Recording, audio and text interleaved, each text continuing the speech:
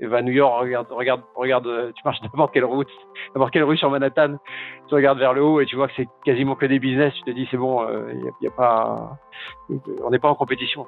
Et il me disait c'est facile, je fais tout 10% plus fort que les autres.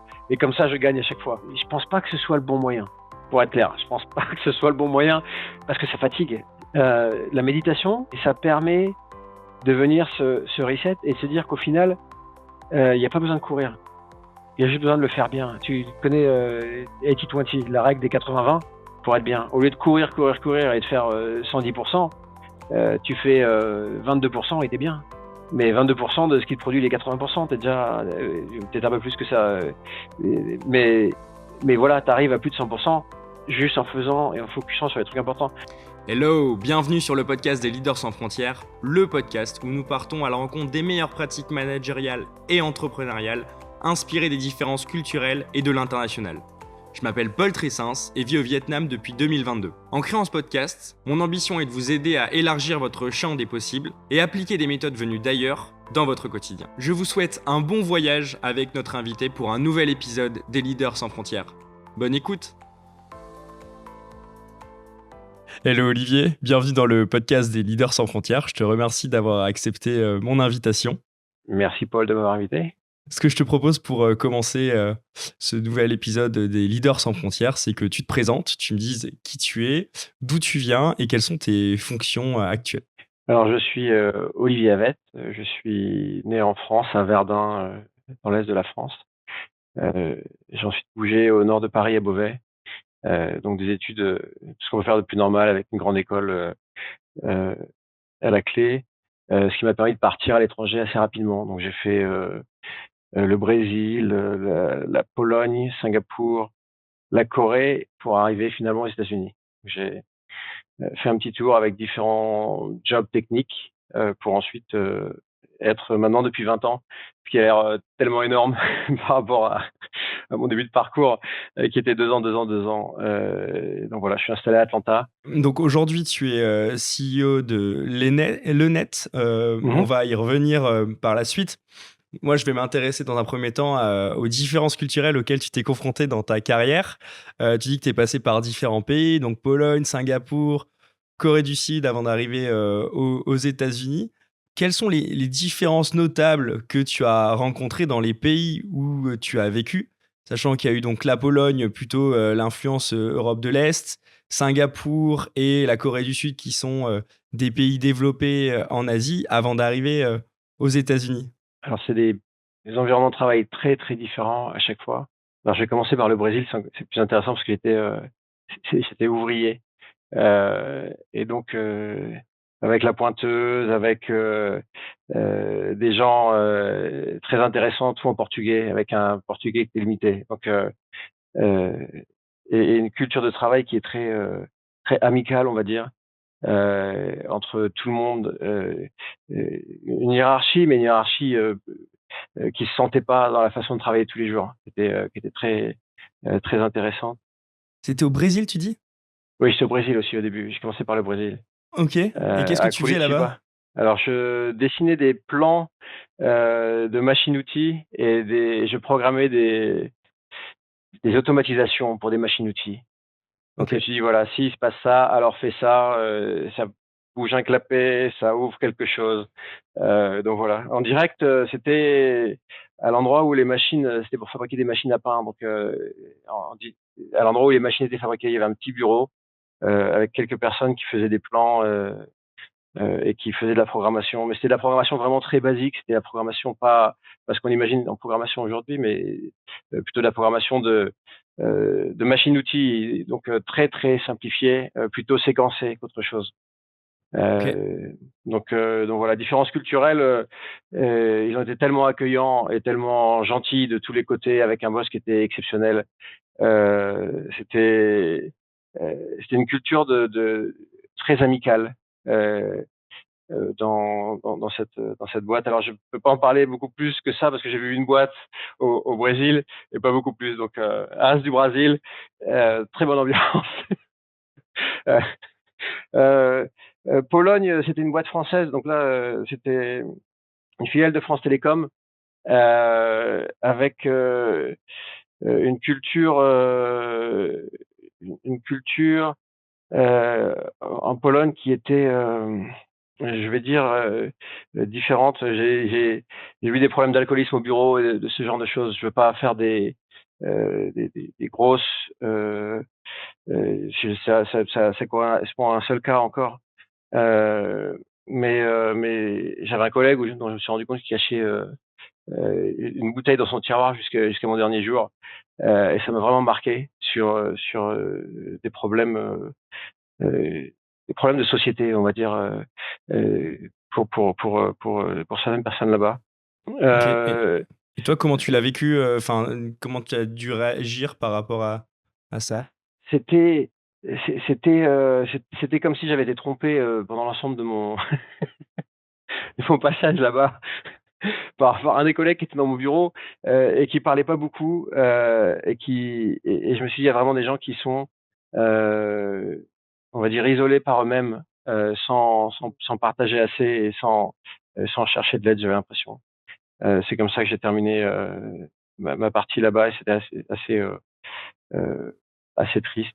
Mais Et d'un euh, point de vue méthode de travail, du coup, par rapport euh, à méthode de l'environnement. travail, c'était un environnement, le management était français. Donc Hmm. on devait prendre des services de France Télécom, les amener sur la Pologne, reproduire ce qui se faisait en France.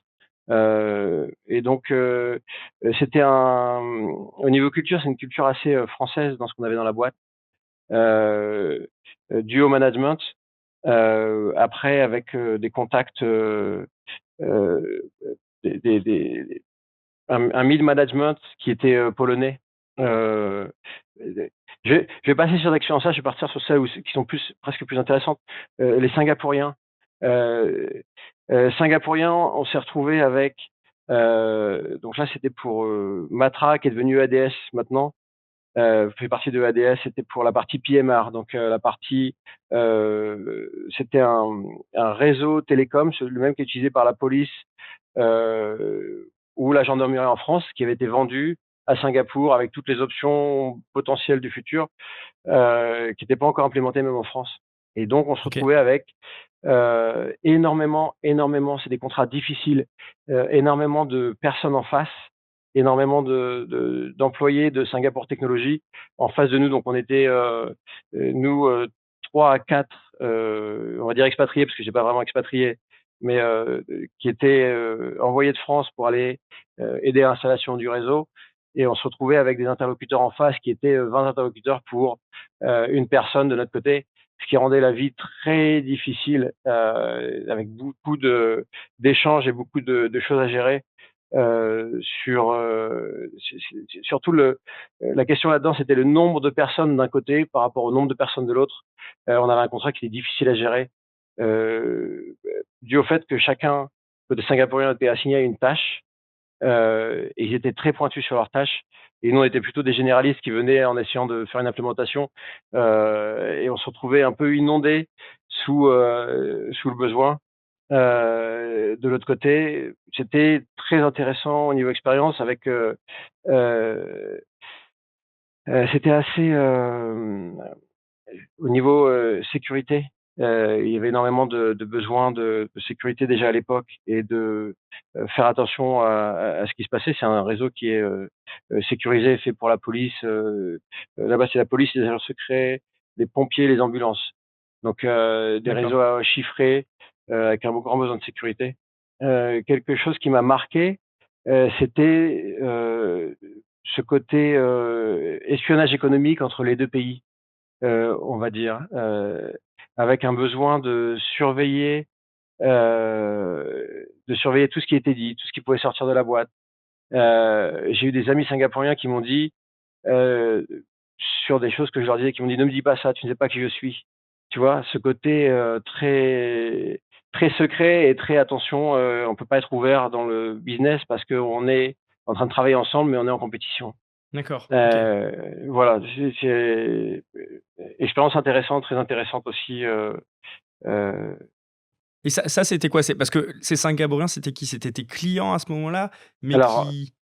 Alors, oui, c'était un réseau qui était vendu par Matra aux Singapouriens. Euh, donc Matra avait un contrat pour venir faire l'installation, la maintenance, mais devait utiliser en local une boîte qui s'appelle Singapore Technologies, qui est une boîte gouvernementale pour tout ce qui D'accord. était main d'œuvre, afin qu'ils puissent apprendre au moment de l'installation. Le day-to-day avec les autres, avec les employés singapouriens ou malais ou indiens, parce qu'on faisait beaucoup de sites under construction. Euh, c'était c'était très bon enfant et très sympa. Il y avait des problèmes au niveau management et contrat plus haut qui faisaient que ça rendait la vie difficile parfois dans ces interactions. Ok. Donc voilà, les différences culturelles, je dirais des différences de contrats qui étaient contrats entre deux pays et deux puissances qui cèdent, mais en même temps en essayant d'utiliser les atouts des autres. Ok. Euh, Ouais, très clair. voilà. Et pour terminer, on va prendre la Corée. Corée, quelle différence par rapport à Singapour. Moi, je repartais en Asie en me disant je vais refaire une expatriation comme Singapour. En fait, la Corée, c'est un pays qui est à l'époque où j'y étais, euh, qui parlait très peu anglais. Même à l'aéroport, dans les magasins, les gens parlaient pas anglais. Pour donner une idée du niveau ouais, du manque d'anglais, de se retrouver. Donc moi, je me retrouvais à faire de la programmation encore ou à faire des statistiques. Donc là, t'es entre 2002 et 2004 pour la BNP, c'est ça, en Corée du Sud? C'est ça. En fait, c'est la BNP qui a racheté CTLM. Donc, quand je suis parti, c'était CTLM et ça s'est fait racheter par la BNP au moment où j'étais là-bas. Euh, alors, voilà, une chose culturelle intéressante, on avait un call center avec environ 200 personnes dedans pour l'octroi de cartes de crédit et le recouvrement des cartes de crédit. On était à plus de 90% sur des femmes euh, parce qu'elles avaient du mal à trouver des boulots dans les boîtes coréennes. Alors j'espère que ça a changé depuis, mais c'était un problème de société qui est une société confucianiste et euh, plutôt masculine à l'époque en tout cas. Mhm. Et c'était très surprenant de voir que on avait des profils féminins qui étaient très forts, plus forts que ce qu'ils avaient besoin d'être pour le boulot qu'ils faisaient. Mais en discutant avec ces personnes, ils avaient du mal à trouver des bons boulots dans les boîtes coréennes. Donc il y avait des promos qui sortaient. Et je me rappelle de filles qui étaient là en stage et qui me disaient, ben, dans ma promo, tous les garçons ont trouvé des stages, pas une seule fille a trouvé un stage, par exemple. Donc voilà, grosse différence culturelle de façon de travailler et de façon dont la société était organisée en fait. Euh, Hmm. qui était pesant pour être clair là-dessus. C'était pesant pour moi de me rendre compte que tout le monde n'était pas au même niveau. Ok. Et j'étais assez content de partir au final après 2 ans. Euh, ouais, c'était pas une société, pas une société égalitaire. Ouais, pour être très clair. Hmm. Alors encore une fois, ça fait longtemps que je suis parti de l'Asie. J'espère que ça évolue et que ça change et que les populations sont sur un pied un peu plus égalitaire, tout simplement. Hmm. Ouais, là, on parle de la Corée du Sud en 2002-2004, ok. Et Voilà, c'est ça. C'est un bon oui, moment. Et alors après les États-Unis. c'est là où tu pars aux États-Unis en Là, 2005. les États-Unis, et alors, pareil, les États-Unis, on s'imagine, démocratie, on a plutôt physiquement tendance à se ressembler. Et dans mes premières années, j'aimais bien dire, j'étais plus similaire avec les Singapouriens qu'avec les Américains. Maintenant, je m'assimile plus, mais il y a vraiment une différence culturelle et une différence de vision, d'organisation de la société. Tout est le moteur, pour le dire simplement, le moteur des États-Unis, c'est l'argent. Voilà, il y a la différence de potentiel, elles sont faites en différence d'argent, de création de valeur, et c'est cette création de valeur et ce recherche des profits qui en fait organise la société. Voilà, très très très bizarre au démarrage en arrivant. Un exemple simple, il n'y a pas d'association, il y a peut-être, mais on n'en voit pas d'association à but non lucratif. Même quand tu vois tout ce qui est organisé, c'est parce qu'il y a quelqu'un qui gagne de l'argent derrière.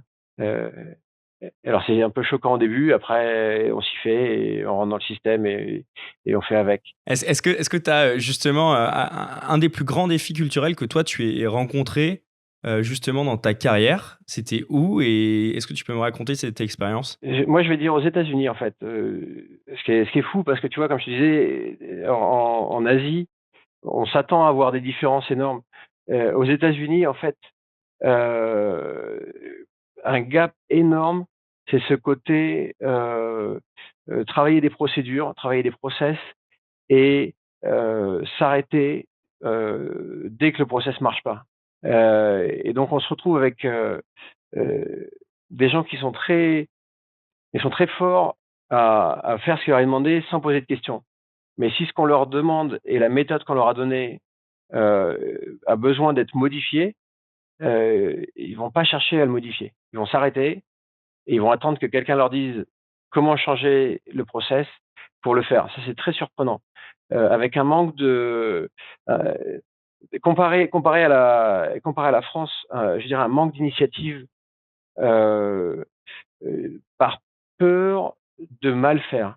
Par peur, il n'y a pas toutes les protections qu'on peut avoir en France sociales. Je le mets sur ce compte-là. Quelqu'un fait une erreur. Alors ça dépend des États. En Géorgie, donc là moi je suis à Atlanta. En Géorgie, c'est at will, c'est-à-dire que quelqu'un euh, vient pas le matin pour une raison quelconque, il n'a pas la bonne excuse ou il peut être viré sur le champ. Il y a pas de préavis, il n'y a pas de un bel exemple, à un moment, j'allais à Starbucks tous les matins, j'arrêtais. Mais un jour, la personne qui était là tous les matins et j'étais habitué à ces jours, n'était pas là. Et je demande, mais non, il est pas venu ce matin, il se fait virer déjà. Tu vois, il n'y a pas ce côté protection de l'emploi euh, et donc ça crée quelque chose et on l'a eu nous plusieurs fois avec des employés qui prennent pas de décision, qui ont cette peur de faire mal et de se retrouver dans une situation où il y a un conflit avec peut-être le manager ou le reste de la boîte. Pour éviter les conflits, en fait, ils essayent de faire attention de ne pas prendre de décision comme ça, je ne pourrais pas faire d'erreur. Et ça, c'est très problématique, très très problématique dans une boîte. Et donc, il y a besoin vraiment d'aller aider les gens qui sont dans la situation à leur dire mais tu fais du bon travail, c'est ok de faire des erreurs, et vraiment vraiment un besoin de les rassurer fortement, qu'ils puissent vraiment prendre leur rôle en main et pas se retrouver à devoir toujours revenir sur un plus un pour des décisions. Donc ouais, ça c'est assez choquant. Et je pense que c'est une grosse différence culturelle. Il faut presque désapprendre. Euh, alors j'en ai un autre petit aussi, pareil, c'est les États-Unis, mais parce qu'on a des gens aux Philippines euh, où je leur disais c'est quelque chose qui va pas, il faut en parler. Je disais ça à quelqu'un, c'est quelque chose qui va pas, il faut en parler. Et donc c'est un manager, une manager qu'on a aux Philippines, qui m'a dit mais ça se fait pas ici, c'est pas dans notre culture. On vient pas dire quand ça va pas. Et donc voilà, il faut presque pour avoir un bon environnement de travail, qu'on soit un peu n'importe où dans le monde, venir créer ses propres règles internes de compagnie qui parfois vont à l'encontre de ce que la culture a appris aux gens et de ce qu'ils ont appris dans d'autres boîtes avant. Donc c'est assez intéressant de se rendre compte que c'est vraiment, surtout quand dans une boîte multiculturelle comme le net, vraiment aller désapprendre aux gens pour leur dire là, les règles, c'est pas ce que tu as appris dans ta culture, mais les règles, c'est les règles qu'on va se mettre en tant que société, compagnie, nous, pour travailler bien ensemble.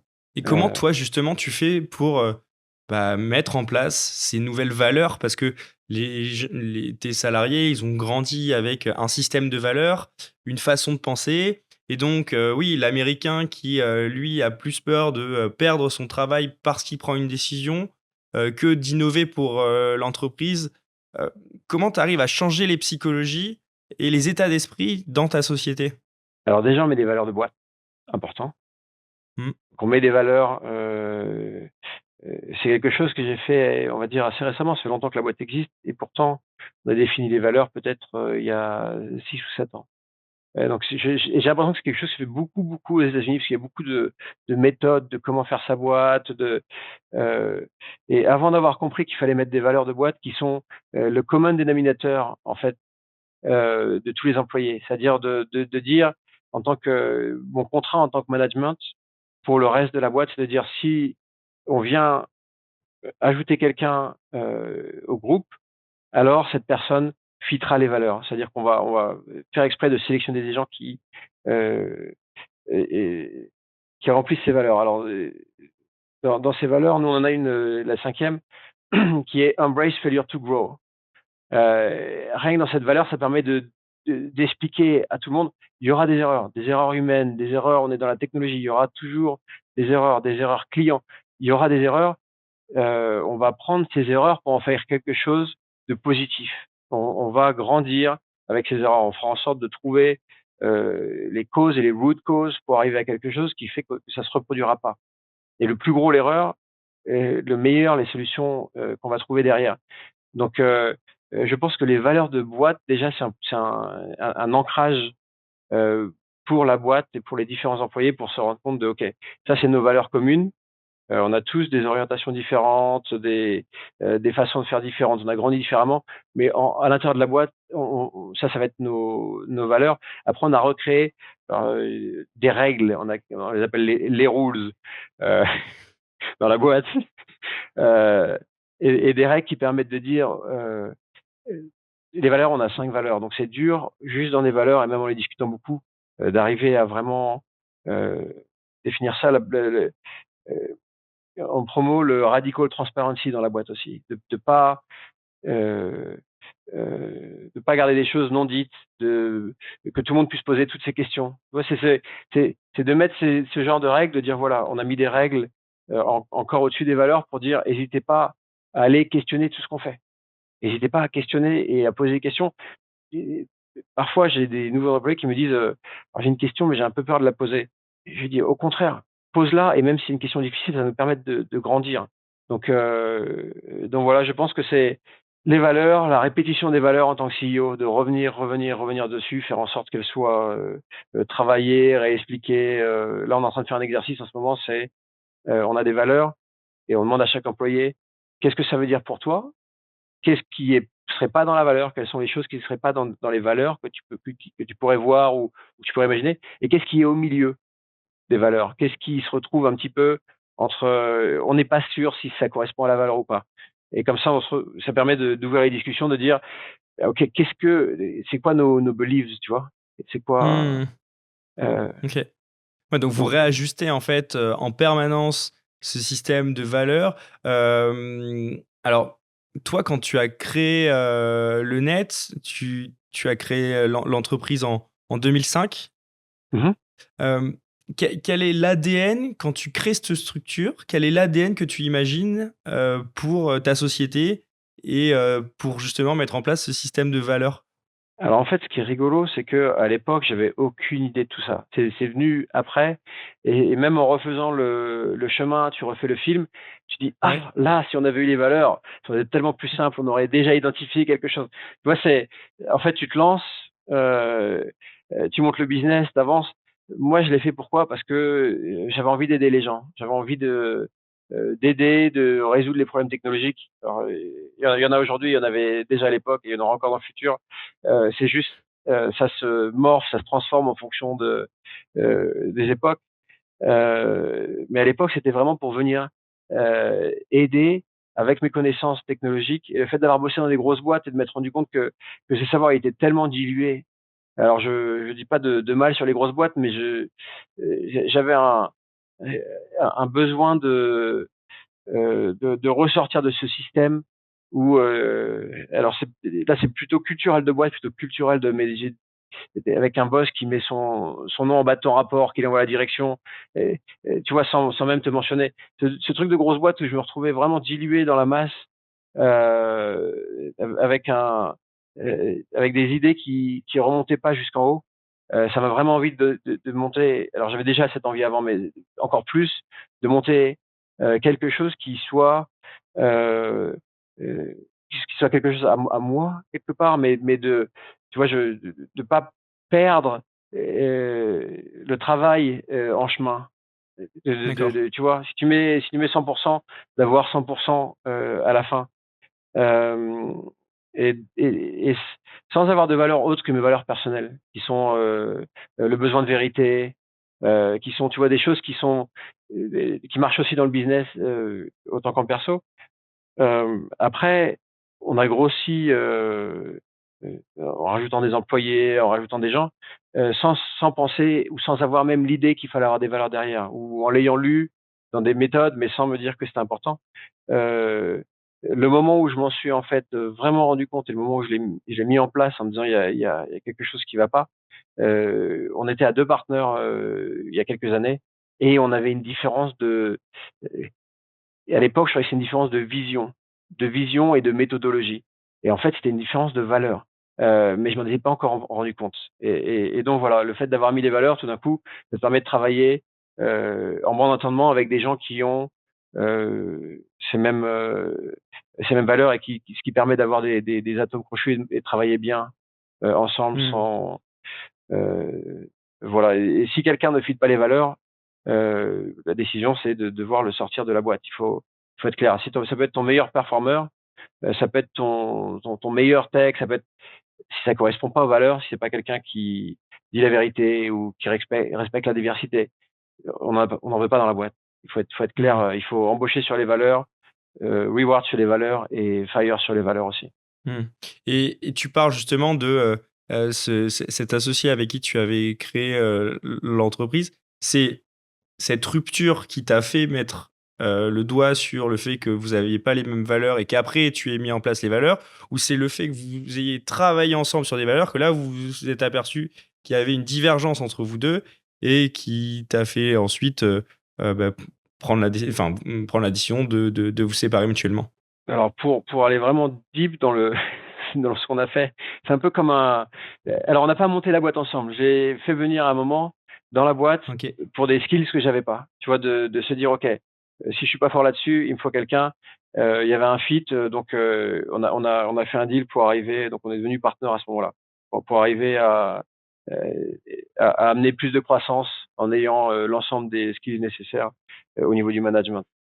Euh, mais comme un couple, tu vois, comme un couple qui fait un contrat et qui décide de se dire, bah, on va faire notre vie ensemble. De la même façon, quand tu as des problèmes dans le couple, et on avait un couple de partenaires, la meilleure solution que j'ai pu trouver, c'était d'aller, ou qu'on a pu trouver, c'est d'aller chez un thérapeute de couple qui faisait thérapie de couple et thérapie d'entreprise, qui faisait business coach en même temps. Donc, on a trouvé Hmm. quelqu'un qui était très fort là-dessus. Heureusement, c'est bien de trouver quelqu'un de fort dans son domaine de ce côté-là. Et ce qu'on en a fait, on a fait des exercices et des choses qui nous ont permis de trouver le disconnect, le pourquoi, ça marchait pas. Et au final, c'est devenu, après, une fois que j'ai mis les valeurs, c'est devenu valeur numéro un.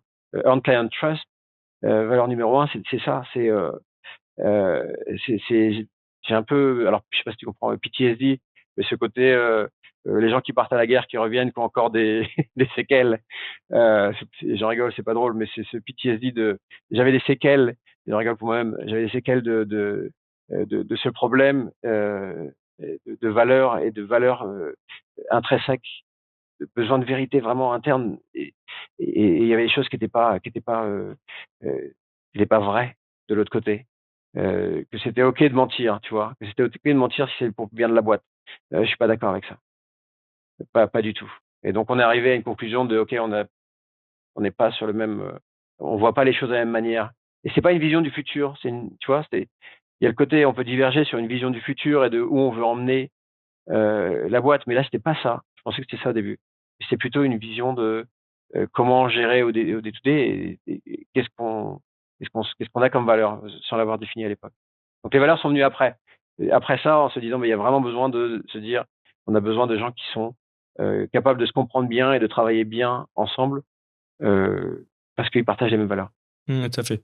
Oui, j'ai vu que, enfin, j'ai notamment vu une vidéo où tu as interviewé sur la chaîne YouTube de l'ENET où tu prônes justement l'intégrité. C'est aujourd'hui une des valeurs que tu défends. Alors, tu la défends d'un point de vue technologique et d'un point de vue, du coup, valeur en entreprise. Ça fait un pont parfait sur. Est-ce que tu peux expliquer aujourd'hui euh, ce que vous faites chez l'ENET, vos services, votre activité? Alors, on aide les business à grandir sur le sol américain. On a des clients un peu partout dans le monde qui viennent du fait qu'on s'occupe des États-Unis et donc parfois on a besoin de rajouter. Donc on a on a des gens, euh, on a la France, on a le Canada, on a l'Amérique du Sud. Mais vraiment, notre cœur de ce qu'on fait, on vient aider les business à grandir aux US, spécialement les business européens. Alors, il y a 20 ans, on disait les business français. Depuis, on évolue et on vient aider toute l'Europe euh, et on les aide au niveau technologique à faire évoluer leur setup, à transformer la vision des dirigeants euh, en opérationnel, en vraiment venir mettre en place des changements pour qu'ils puissent vivre leur vision et faire grandir leur boîte. Et on est très proche d'eux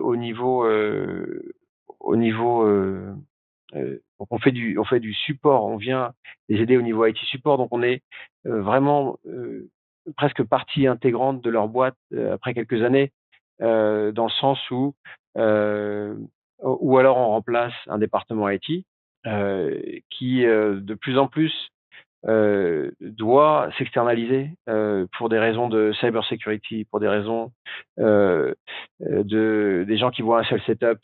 Euh, c'est sympa, mais sur quelques années, ils vont perdre technologiquement. Le fait d'avoir une vision sur euh, énormément, mais des setups différents et de pouvoir prendre les best practices un peu à droite à gauche, ça permet de faire évoluer beaucoup mieux les boîtes et beaucoup plus rapidement avec ce que nous on peut aller chercher sur d'autres providers technologiques en faisant de networking. Donc voilà, on vient les aider. On a des belles success stories. J'aime bien des success stories où on a une personne qui arrive aux US avec un laptop et tout d'un coup ça devient le pays qui crée le plus de revenus pour la boîte française. Donc, tu vois, c'est ce côté, oui, venir grandir aux US. Comment tu accompagnes ces entreprises? Parce que moi, ce que j'avais noté de l'honnête, c'est que vous étiez énormément dans la transformation digitale avec tout un accompagnement en cybersécurité, tout un support IT, un accompagnement conseil. Et donc, c'est ce que tu dis dans le remplacement des services informatiques. Est-ce que je me trompe peut-être? Est-ce que tu peux m'expliquer comment vous accompagnez du coup les entreprises européennes à s'implanter sur le sol américain?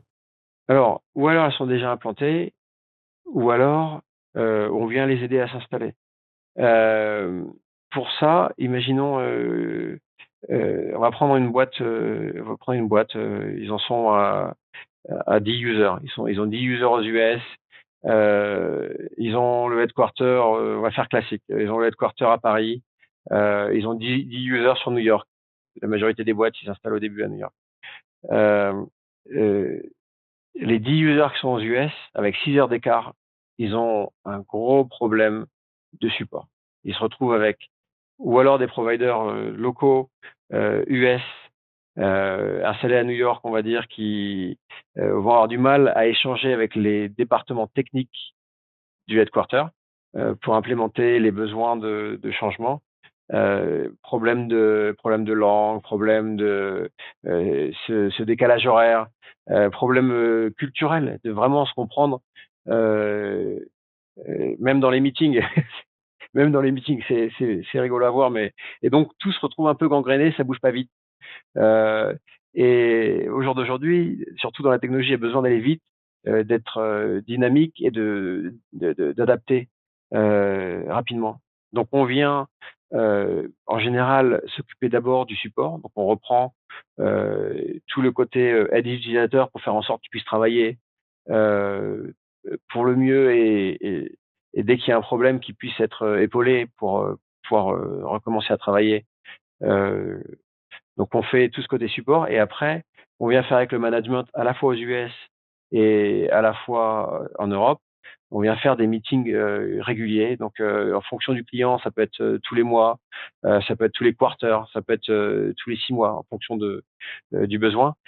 Et à chacune de ces itérations, on regarde ok, qu'est-ce qui s'est passé, comment ça s'est passé, est-ce que c'était bien, qu'est-ce qu'on fait pour ce qui arrive. Donc on va dire par quarter, comment s'est passé le quarter, qu'est-ce qu'on fait pour le quarter prochain pour que dans 3 mois on soit à un meilleur endroit. Hmm. De votre côté, de qu'est-ce que vous avez dans vos plans sur le quarter qui arrive, qui risquent de faire des changements. Il va falloir qu'on fasse en sorte de venir commencer à faire des changements. Donc ça peut être ça peut être en regardant le schéma de tout ce qu'ils ont installé. Ça peut être qu'ils ont des databases à différents endroits, ils ont 5 databases différents avec des users, ça n'a pas de sens. Il faut qu'on réduise le nombre de line of business application ou qu'on vienne faire des intégrations pour que les users se retrouvent pas à faire de l'administratif et rentrer des infos dans des databases, c'est pas ça le but. Donc empower the user en ayant un bon setup technologique. Et c'est quelque chose qui change. C'est ça, c'est tous les 3 mois, on a des choses à changer. C'est fou, mais ça va tellement vite. Il y a tellement de sujets. Alors en ce moment, tout le monde, le gros sujet, c'est les AI. Donc à chacun de ces quarterly, on se retrouve à discuter AI. Qu'est-ce qui se passe? Est-ce que dans les softwares que vous utilisez, euh, euh, le vendeur est en train d'implémenter, ou est-ce que ça en est? Est-ce qu'il y a déjà des bêta tests?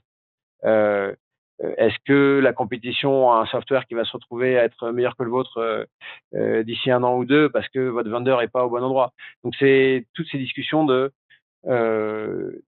comment rester meilleur que sa compétition, comment faire en sorte que on peut gérer avec 10 employés, on peut gérer tant, mais finalement si on vous met des systèmes qui vous permettent de gérer ça avec 5 employés, les 5 autres vous pouvez les rediriger pour les ventes. Pour aller grossir le business. Donc, le but étant clairement d'augmenter le revenu et la profitabilité. Donc, augmenter le revenu, réduire les coûts, réduire les expenses pour augmenter la profitabilité, clairement. Ok. Voilà. Donc par la technologie. IT, ouais, c'est ça, c'est un accompagnement IT qui est par la technologie, mais également très tourné sur le business. Moi, j'ai notamment lu, alors c'est un article en 2022 où vous étiez associé à OVH Cloud, l'entreprise française. Quel est, toi, ton intérêt de t'associer à une entreprise, justement, qui est spécialisée dans plutôt le stockage de données, les data centers? Alors, donc on travaille déjà avec tous les autres. On a beaucoup de serveurs sur Amazon, sur Azure, qui sont des très grosses boîtes, qui sont, on va dire, difficiles d'accès. Ça marche bien, ça fait des années. Par contre, pour avoir des interactions, on va dire, avec des gens à l'intérieur, pas juste passer par le portal et venir définir des projets ensemble et tout ça, ils sont très très gros. Et je pense que c'est dur d'aller trouver ces interlocuteurs. Chez OVH, totalement différent. C'est plutôt donc c'est le plus gros cloud provider européen, mais par rapport aux mastodontes qu'on a sur les US, ça reste un provider qui grossit très vite, prend des parts de marché aux US, mais qui est à taille humaine. Donc on rencontre leurs vendeurs, on travaille de façon commune, on connaît leur management, voilà, on a un contact et culturellement ça fait plaisir d'aller travailler avec des Français et puis pareil, pousser du revenu pour une boîte française. C'est tout ce côté venons inverser la balance commerciale déficitaire. Elle en a énormément besoin et donc le plus on travaille entre nous avec cet écosystème français et le plus on va aller aider la France quelque part et aider ce lien entre démocratie à se renforcer. Moi, ma question, elle est plutôt dans le sens, toi, d'un point de vue business, sachant que tu vends plutôt de la transformation digitale, de la cybersécurité, de l'IT en support, pourquoi est-ce que tu t'associes avec ces sociétés-là? Avec cloud provider. Oui. Ouais, pourquoi tu t'associes exactement, oui, pourquoi tu t'associes avec des cloud providers? Pourquoi est-ce que tu gardes pas juste ces sociétés-là en tant que fournisseur, en fait, et y faire appel avec des appels d'offres en fonction de telle société, tel client, tel marché? Donc déjà, on a une grosse partie, je vais dire aujourd'hui, on doit être à grosse partie. 30% de notre revenu, c'est du cloud management. Ok. Donc D'accord. notre focus, c'est ce côté support et vraiment mettre des contrats de support en place et mettre des gens et des métriques en face de notre côté pour proposer le meilleur service possible.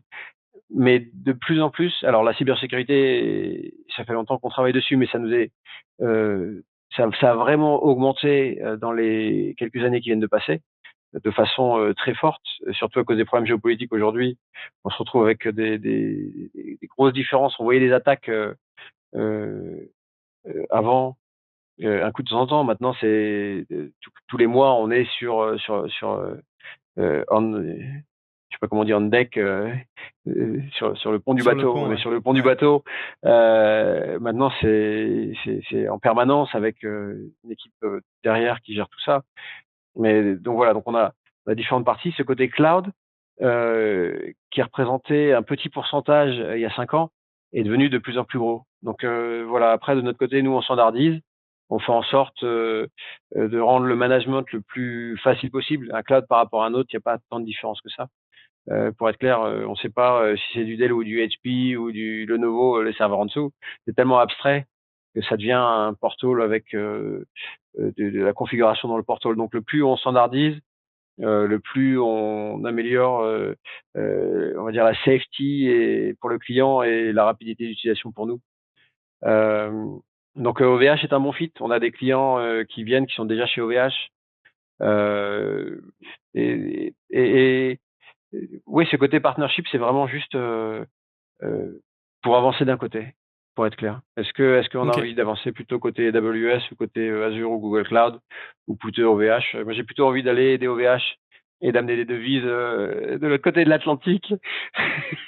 Ça a l'air tout bête, mais c'est un côté franco-français de vouloir aider. Bien Donc sûr. voilà. Ok. Non, non, très clair. Bon, est-ce que tu peux me raconter un challenge situationnel marquant dans ta carrière d'entrepreneur? Et pour reprendre les humble beginnings, je connaissais la technologie et je savais à peu près ce que je faisais. Dans le sens, je pouvais te monter un serveur, te résoudre des problèmes, euh, et j'avais aucune idée de tout le reste, pour être clair. Donc j'ai monté mon business avec, je peux résoudre des problèmes, mais sans savoir comment aller chercher des clients ou des choses comme ça. Donc le côté le problème à résoudre à ce moment-là, c'était comment passer de j'ai une envie et j'aimerais bien aller aider avec de la technologie à vraiment faire des clients, mettre des contrats récurrents, mettre des choses en place. Euh, il fallait tout créer de scratch. Il n'y avait rien du tout. Donc c'était une idée de oui, je peux aider. Il y a euh, énormément de skills ou de choses nécessaires à grossir un business que j'avais pas. Hmm. Euh, et une des façons de le résoudre, ça a été de faire partie de groupes de networking. Tout simplement des groupes de networking d'entrepreneurs. Je vais donner une accolade à PowerCore. Les Américains, voilà, au niveau culturel, c'était magnifique ça.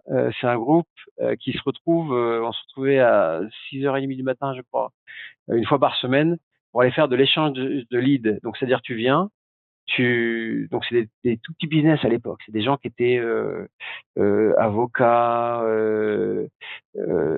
consultants quelconques, des business de un, voilà, quasiment tous. Ok. Et on se retrouvait. Et en fait, dans les clients qu'on avait déjà, on se dit est-ce que ça pourrait marcher? Donc c'était que des gens d'industries différentes. Est-ce que donc moi je fais de la technologie, j'ai déjà un client que j'utilise pour ça. Est-ce qu'il n'a pas besoin d'un avocat? Et donc c'était des groupes de networking de on va se passer les gens qu'on a déjà pour grossir.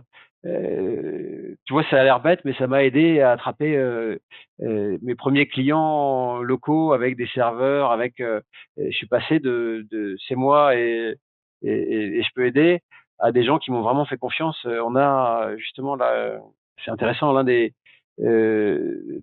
clients les plus historiques, c'est une medical practice que j'ai eu par ce groupe-là. C'était donc il y avait quelqu'un qui il vendait des assurances et sa femme était office manager pour une medical practice. Voilà, c'est encore un client aujourd'hui, on l'a aidé à grandir et ça vient de ce côté de se lever les tôt le matin pour aller échanger des leads de façon organisée. C'était process, ce groupe. On se présente, il y avait un timer, chacun avait 5 minutes de présentation. C'est process, très process, et qui permet d'arriver quelque part. Donc, il faut juste trouver les endroits. C'était un peu aléatoire. C'était à Douglasville, en Géorgie, au milieu de nulle part, c'est au milieu des vaches. donc, donc voilà. Ok. Et C'est, c'est c'est... quelque chose que tu as gardé, du coup, ce côté vraiment networking pour t'aider à développer ton entreprise. Aujourd'hui, tu fais partie de French Founder, l'association, des CCE également. Oui. Qu'est-ce que, euh, 20 ans après, tu en tires aujourd'hui de ces différentes associations? Euh, alors en fait, ça passe moins par le networking aujourd'hui que c'est passé au début. En grandissant, on se retrouve avec des clients types ou des prospects types qui deviennent de plus en plus raffinés et de moins en moins accessibles. Si je regarde la liste des gens qui sont nos futurs clients 2024, 2025, 2026, c'est dur de les trouver dans une même pièce. Hmm. Et donc le networking, ça marche très bien quand tu es encore assez généraliste et assez ouvert à prendre tout ce qui vient. Quand tu as faim et quand tu es au début du business, tu as faim, tu vas prendre tout ce qui vient. Pour ça, le networking, ça marche très bien parce que tu vas rajouter ce qui arrive et les gens vont te donner des leads et tu vas les poursuivre et voilà, et pour grossir et réussir à être profitable, à avancer. Euh, Avec les années, tu commences à trouver ta niche et trouver ton endroit et tu vas de plus en plus euh, définir tes services en fonction de cette niche spécifique. Il faut Good to Hmm. Great, ce bouquin. Et il faut réfléchir à quoi tu peux être le meilleur dans le monde. Et une fois que tu as trouvé ça, tu focuses dessus.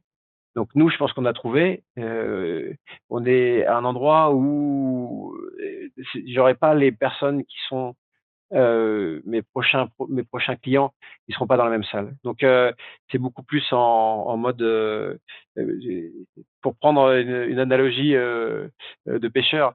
Tu vois, tu vas pas et quand tu commences, tu vas avec le filet dérivant et t'attrapes pas grand chose dedans. Là, tout d'un coup, ça devient tu vois, on y va avec la canne à pêche, avec le bon truc au bout de la canne à pêche et on attrape le gros poisson seulement. Donc ça, c'est pour trouver les clients. Je vais dire au niveau networking, pour échanger et avancer et trouver des idées, là, il y a énormément au niveau du networking. Pour trouver les clients, comme tu matures, c'est très différent. Ok. Et ma question aujourd'hui, c'est, toi, justement, tu as construit ta société en obtenant des leads, justement, par le networking. Aujourd'hui, tu m'expliques que ton positionnement a changé, notamment avec les CCE et French Founder. Comment est-ce que tu utilises et comment est-ce que tu donnes également auprès de ces réseaux de ton temps, de ton énergie? Comment se crée la synergie entre ces réseaux de networking et ta position en tant que CEO de l'Enet aujourd'hui? Alors, j'en ai un autre de réseau networking dont je vais parler. Ouais. Donc, j'ai euh, les CCE, qui est un groupe exceptionnel, avec des gens extrêmement talentueux. On a, je ne vais pas rentrer dans les détails, mais on a des gens qui sont au bord de boîtes monstrueuses, des plus grosses boîtes du monde, avec des informations et des statistiques qui sont exceptionnelles. Donc au niveau, euh, donc on est là pour venir aider vraiment la communauté, mais en même temps, en faisant ça et en faisant de la veille technologique, on voit énormément d'informations. Donc moi, ça me permet de voir un peu le futur. Quand tu commences à avoir des boîtes qui font presque 1 milliard de dollars de chiffres et qui, eux, prévoient leur année prochaine ou leur prochain quarter, ils ont des stats que on peut pas se permettre d'acheter nous-mêmes. Et donc, ça permet de prévoir le futur en voyant différentes industries, des industries de travail temporaire, de boissons, voilà, beaucoup de gens dans des industries différentes qui essayent de prévoir l'avenir de leur côté. Et c'est vraiment utile de ce côté-là. Et je vais dire du côté management, de parler à des gens qui te managent des équipes, on va dire de plus de 1000 personnes sur certains. Donc ça te permet vraiment de dire ok, je suis sur le bon chemin par rapport à ce que je suis en train de faire. je fais pas des grosses erreurs. Si, mais je remets en cause des choses que j'ai en interne que je pense vraiment. Quand parfois j'entends ce groupe particulier quelqu'un qui dit quelque chose qui correspond pas à ce que j'imaginais, je reprends un livre et je lis parce que je me dis mince, je suis pas au bon endroit, j'ai quelque chose que j'ai pas compris. Donc tu vois, voilà, ce groupe et moi ce que j'apporte dans ce groupe principalement, j'aide avec la technologie, avec le fait d'organiser, avec le fait d'avoir beaucoup d'énergie et d'essayer de faire avancer les choses, on va dire. French Founder, donc j'ai prendre par un French Founder, et puis après j'ajouterai le troisième. French Founder, très intéressant. Des gens, des Français qui ont monté des boîtes, je crois qu'il y a 4000 dans le monde, peut-être 1000 aux US, peut-être même autant que ça, juste seulement à New York, et beaucoup plus sur New York. Beaucoup de boîtes françaises, c'est là-bas que ça a démarré. Très bon networking, très très bon networking, très sympa. Ça fait plaisir de faire les événements de French Founder. Ouais, clairement, ça fait plaisir de se retrouver euh, entre Français et puis d'échanger sur comment on grandit. Euh, donc voilà. Et le troisième qui est vraiment là un groupe de mon industrie qui s'appelle Evolve, qui était qui était indépendant, qui a été racheté par ConnectWise, qui est un vendeur, on va dire d'ERP technologique.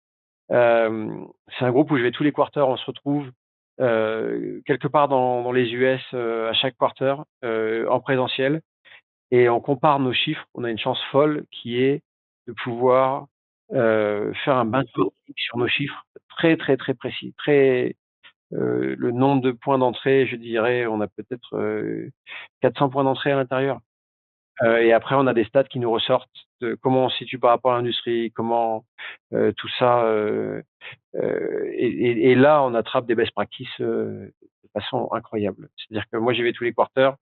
Euh, un des goals de quarter 1, donc là, on est en fin mars, c'était d'avoir 5 personnes de la boîte qui vont dans des groupes de networking différents. Donc moi, je suis dans celui des owners or principals, Sophie dans celui des CEO, Joseph dans celui des services managers, donc gérer tout ce qui est support, Grace en CFO et Jonathan en business officer, donc tous les sales managers. Et donc ce groupe de networking là, c'est vraiment un groupe c'est le seul groupe technologique vraiment auquel j'appartiens encore, mais c'est un groupe qui est très précisément focus sur notre industrie, avec des informations qui sont exceptionnellement valides. Euh, Ouais, tous les quarters, on revient avec une liste de qu'est-ce qu'on doit implémenter sur le quarter suivant. Hmm. Et, et j'espère qu'on est dans les 10% des meilleurs de ce groupe-là. Et il n'y a pas de concurrence dans dans ce réseau? Enfin, comment vous... Parce que j'imagine qu'il y a peut-être des sociétés qui sont sur le même secteur d'activité? Ouais, alors ça pourrait, sauf que les groupes sont organisés en étant sûr qu'il n'y a pas deux personnes sur la même location géographique. Hmm. Donc en fait, Ok. on est sur et chacun a son industrie particulière. Nous, on est plutôt sur les business internationaux qui essaient de grossir sur les US. Il y en a qui sont sur le manufacturing, il y en a qui sont sur les architectes, tu vois. Donc euh, on est sur un marché. C'est l'avantage de l'industrie. Donc notre industrie s'appelle le MSP, Managed Service Provider.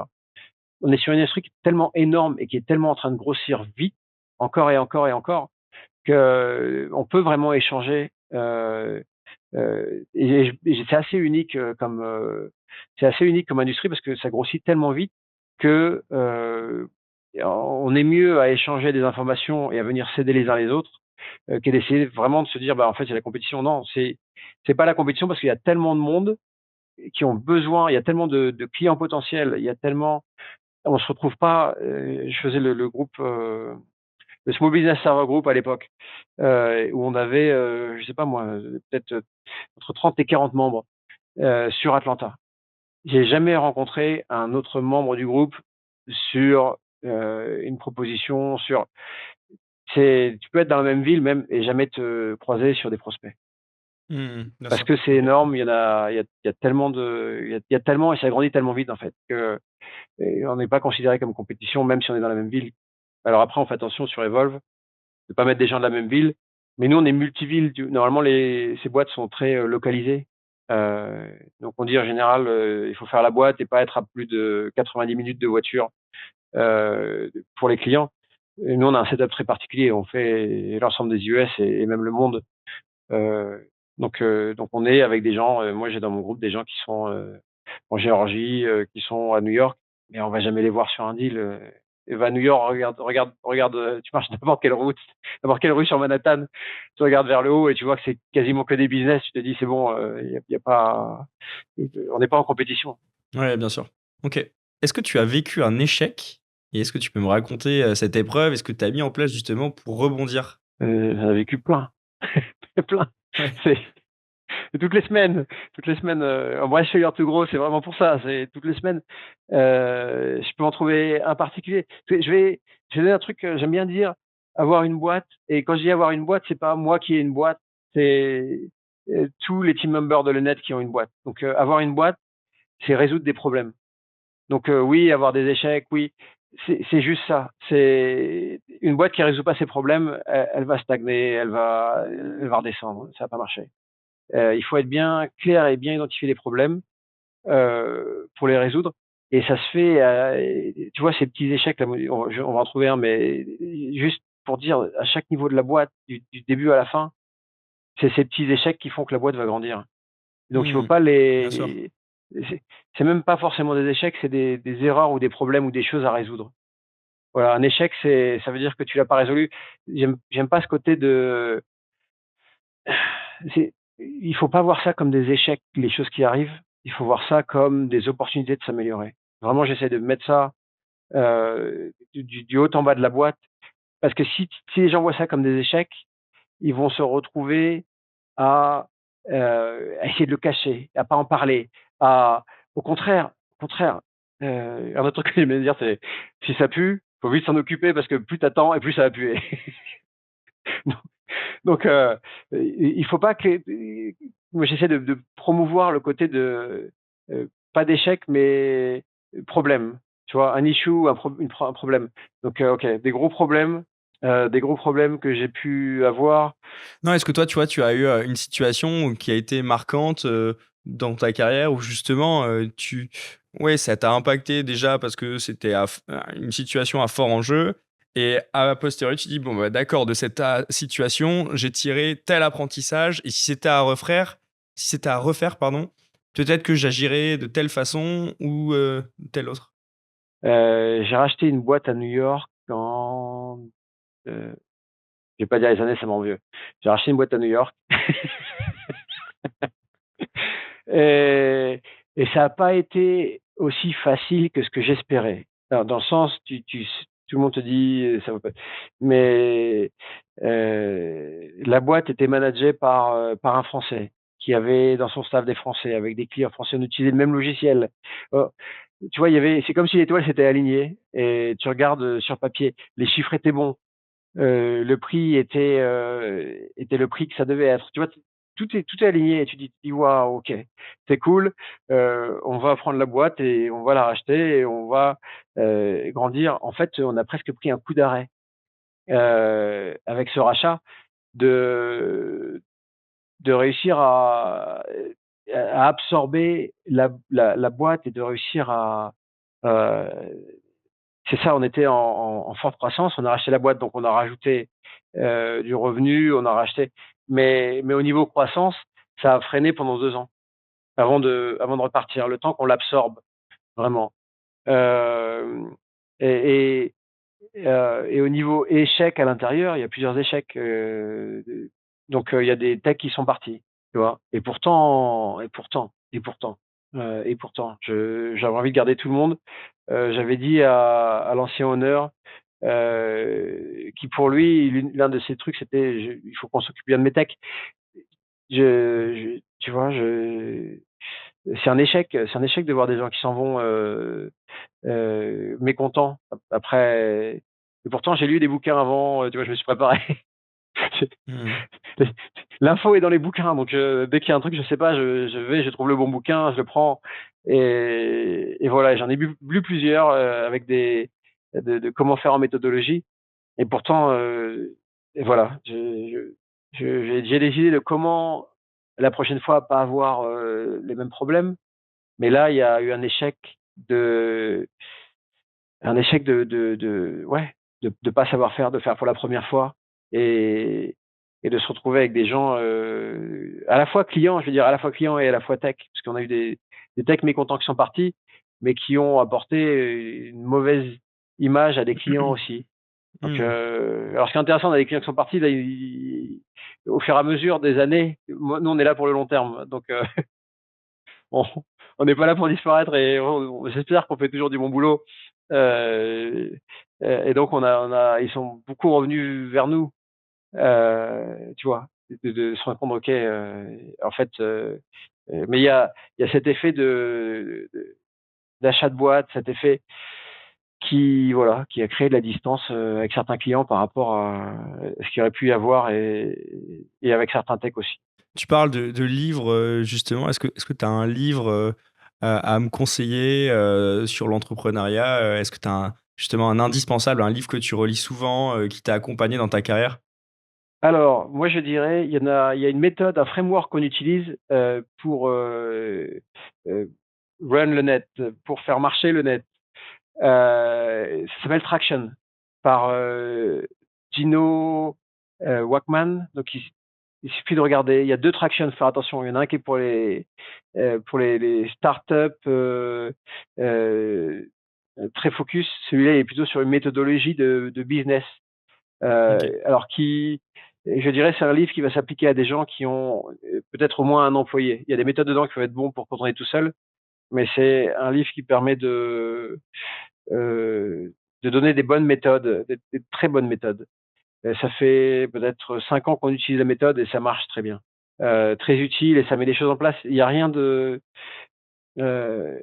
il y a rien d'incroyable dans ce livre, mais il y a beaucoup d'informations qui sont tirées d'autres livres d'entrepreneuriat et qui viennent créer une méthode. Donc il y a beaucoup de citations d'autres livres. La petite phrase qui fait le livre, en fait, Good to Great, beaucoup de livres d'entrepreneuriat qui sont résumés dans celui-là. Il y a le E-Myth aussi, très important. Oui. La petite phrase du E-Myth, c'est travailler sur son business, pas dans son business. Ça a l'air bête, mais surtout en tant que consultant, nous on est des consultants, on démarre et on a un temps illimité. Et donc on prend, comme quand on a faim, on prend ce qui fait manger. Et donc on prend, mais il faut construire quelque chose qui soit réplicable en mettant des employés. Sinon, ça devient un boulot de consultant sous-payé. Voilà. Donc le IMIS, il met bien ça en valeur il faut en faire quelque chose qui peut être reproductible et prendre de la hauteur pour réfléchir dessus. Ok. Ces deux-là, je dirais, c'est deux vraiment essentiels. Le meilleur conseil qu'on t'ait donné dans ta carrière, quel était-il? Alors, moi, je vais dire simple, fais de la méditation. C'est bizarre, hein, mais c'est tombé, et c'est pas un conseil vraiment business, on va être clair. Mais c'est tombé en même temps que un autre grand livre, Principles. Et au début du livre, il commence et il dit, je ne serais pas là où j'en suis aujourd'hui s'il n'y avait pas la transcendental meditation. Attention, il n'y a pas de méditation. Moi, c'est transcendantal. Alors, je suis pas intégriste dessus. N'importe quelle façon de libérer l'esprit, n'importe quelle façon de venir se reset le cerveau à zéro avant de repartir sur des trucs un peu compliqués. Ça marche. Il y en a qui font de la boxe, il y en a qui courent, il y en a qui font de la méditation, il y en a qui font du yoga. Quelle que soit la méthode, mais en tout cas, avoir quelque chose. Et j'ai un petit plus pour la Transcendental Meditation, parce que c'est vraiment une méthode qui marche bien et qui m'a vraiment beaucoup apporté. Ok. Au niveau zénitude, au niveau ouais, vraiment au Tu niveau utilises la de méditation dans ton quotidien? ouais, ah oui oui ouais. À quelle fréquence? J'en ai fait une là, 2 heures avant qu'on se retrouve. Euh, c'est En fait, ça te permet de. On est dans un monde d'accélération. On est dans un monde ce qu'on apprend à l'école, ce qu'on apprend dans le business, ce qu'on apprend. Je vais citer mon voisin. Mon voisin, pour le côté accélération. Mon voisin, c'est un fou. Je suis pas petit, mais il est beaucoup plus grand que moi. Il ressemble un peu, quand je l'ai vu la première fois, j'ai dit à ma femme, il fait penser à Schwarzenegger. Il est ultra musclé, ultra fort, donc aussi entrepreneur. Et il me dit, je lui demandais comment il avait réussi, lui, parce qu'il est 10 ans de plus, tu vois, tu discutes et tu cherches les conseils. Et il me disait, c'est facile, je fais tout 10% plus fort que les autres. Et comme ça, je gagne à chaque fois. Tu vois, c'est ce côté, on va aller à fond et on va courir, on va courir, on va courir. Et donc, si je cours plus vite que tout le monde, si je cours un peu plus vite que tout le monde, je vais y arriver. Je pense pas que ce soit le bon moyen. Pour être clair, je pense pas que ce soit le bon moyen parce que ça fatigue, ça fatigue, ça fatigue, ça fatigue et ça empêche de bien réfléchir. La méditation permet, alors méditation ou d'autres choses, je suis pas, mais ça permet de venir se reset et de se dire qu'au final, il n'y a pas besoin de courir, il y a juste besoin de le faire bien. Tu connais 80-20, la règle des 80-20. Oui. 20% produit 80% et 80%. Il suffit de bien gérer cette règle pour être bien. Au lieu de courir et de faire 110%, tu fais 22% et t'es bien. Mais 22% de ce qui te produit les 80%, t'es déjà peut-être un peu plus que ça. Mais voilà, t'arrives à plus de 100% juste en faisant et en focusant sur les trucs importants. Alors surtout au niveau management, surtout au niveau CEO, surtout quand t'es en haut et que tu dois prendre ces grosses décisions et trouver le chemin et avoir un esprit clair et pas être en train de courir tout le temps, c'est indispensable. C'est complètement indispensable. Ouais. Sinon, tu cours et tu cours et tu cours et tu t'occupes pas des gros trucs. Tu fais que des petits trucs, tu vois. Tac, tac, tac, tac, tac, tac, plein de petits trucs. Ouais, c'est bien. Mais tu cours, t'as l'impression que t'as fait beaucoup. C'était moi au début du business. Je me couchais à 1h, 2h, 3h du matin toute la nuit, me relever, tu vois, fatigué le matin. Mais j'y vais, tu vois, je le fais. C'est pas ça pour réussir. C'est pas ça. Il y a une partie, un moment, dans le moment du business, chaque business, au moment où il commence à décoller, il y a ce côté muscle on feel, ce côté, je tiens tout avec mes petits bras et je vais réussir. Il faut en sortir. Il faut en sortir. Ceux qui en sortent pas, ils restent très controlling, il faut en sortir et mettre des process de boîte et des choses qui font que il ne devrait pas y avoir d'emergency pour le management, si possible, pour pouvoir vraiment faire ce deep work. Sur sa boîte et pas pour ta boîte, au service de ta boîte. Ouais, pour aller de l'extérieur et mettre de l'huile là où il faut, tu vois, venir écouter les gens, comprendre et aller mettre de l'huile sur cette machine aux endroits où ça grippe, que ça tourne bien tout seul. Mais être au milieu de la machine en train de tenir tous les côtés pour être sûr que ça, tu vois, et plus ça va et plus ça vibre, à un moment ça marche pas. Et il faut sortir de ça. Faut le faire à un moment au début quand tu commences, faut le faire. Il faut passer les heures, mais après il faut s'élever et pas être le truc qui tient tout. Ça va être autre chose. Ok. Non, donc voilà. Et la méditation, ça aide pour ça. Transcendental, tm.org. tm.org, voilà, je recommande à tout le monde, c'est exceptionnel. Et ça permet d'apprendre à vraiment vider son esprit et à ralentir. Et tu te rends compte qu'en fait, c'est presque plus agréable de ralentir que d'accélérer. Tu vois, c'est ça qui est bizarre. Donc avant ça, tu es dans un monde d'accélération. Puis d'un coup, tu passes dans un monde de ralentissement. Et quel bonheur de se rendre compte que tu n'as pas besoin de courir tout le temps. Ok, bien sûr. Et tu te rends compte dans tes réactions aussi. Tu n'as plus de réaction épidermique. Tu vois, ce côté, tu peux avoir un gros truc qui arrive et ok, on va le gérer. Tu vois, tout simple, comme un vrai boss. Comme un bon boss. Où est-ce qu'on peut te suivre ou te contacter? Par email, olivier@lenet.com, c'est ouvert à tout le monde. Je suis là pour aider. Je suis là pour aider les gens qui veulent réussir. Vraiment, je suis passé dans la phase give back. Donc, pas hésiter à m'envoyer un email direct, olivier@lenet.com. Ok, super. Bah écoute, merci beaucoup Olivier pour ton temps. C'est un réel plaisir d'échanger avec toi et d'avoir ton retour d'expérience sur cette carrière qui s'est construite en Europe, en Asie et aux États-Unis depuis 20 ans. Très intéressant. Merci à toi. Merci pour ce que tu fais. Alors, je connaissais pas le podcast. Je sais qu'il est assez nouveau, mais je suis très content d'en avoir fait partie et très, très content de voir. Tu vois, moi, ce qui me fait plaisir, c'est de voir les jeunes entrepreneur, et ça tu entreprends quelque chose, et je sais que pour quelque chose d'encore plus grand derrière. Donc, je dis bonne chance à toi. Ça fait plaisir à voir cette motivation et cette énergie pour arriver à un but. Merci beaucoup. Merci pour ton retour. Notre émission s'achève. J'espère que vous avez passé un bon moment et que vous avez de nouvelles idées pour élargir vos horizons. Si vous avez aimé cet épisode, n'oubliez pas de vous abonner à ma chaîne YouTube ou d'ajouter 5 étoiles sur votre plateforme d'écoute préférée. Je vous dis à très vite pour un nouvel épisode des Leaders sans frontières. Au revoir.